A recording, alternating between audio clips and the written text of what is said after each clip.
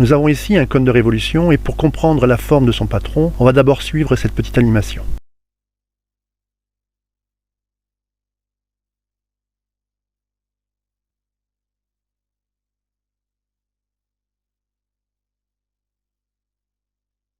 Alors cette figure mise à plat va nous donner donc un patron de cette forme. Alors on reconnaît ici la base qui est un disque et la surface latérale qui est une portion de disque. Pour la suite, nous étudierons le cône qui est représenté ici avec donc une génératrice de 3 cm et un rayon de 2 cm.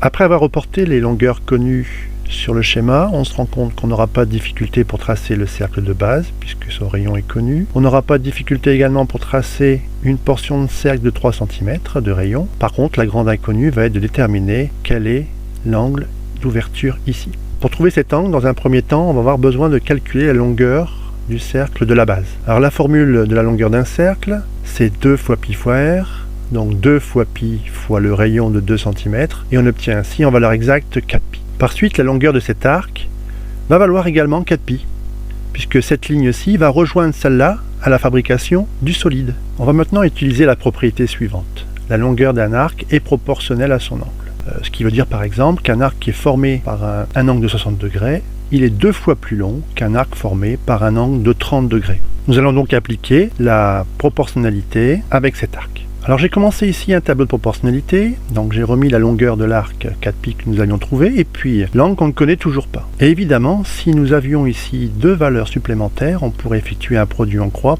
pour trouver cet angle. Pour trouver ces 2 valeurs, la bonne idée, ça va être de calculer la longueur du cercle de rayon 3 cm. Alors par un rapide calcul, 6 pi cm. Et puis la deuxième bonne idée, c'est de se dire que le cercle, ce n'est plus ni moins qu'un arc de rayon 360 degrés. Et nous avons maintenant les 2 valeurs qui nous manquaient. On met les 2 valeurs dans le tableau, 6 pi donc pour la longueur du cercle entier et 360 degrés pour le tour complet. Et voilà, maintenant nous avons nos 3 valeurs, on peut effectuer le produit en croix, 4 pi fois 360 divisé par 6 pi que j'ai écrit ici, et on obtient ainsi un angle de 240 degrés. On peut maintenant passer à la construction. On trace un angle de 240 degrés, alors le plus simple rapporteur c'est de tracer celui qui est en dessous de 120 degrés. On trace ensuite la portion de cercle de rayon 3 cm. On trace ensuite une demi-droite d'origine, le centre du cercle. On place à 2 cm du cercle sur cette demi-droite le centre de la base. Et on trace enfin le cercle de la base. L'exercice est maintenant terminé.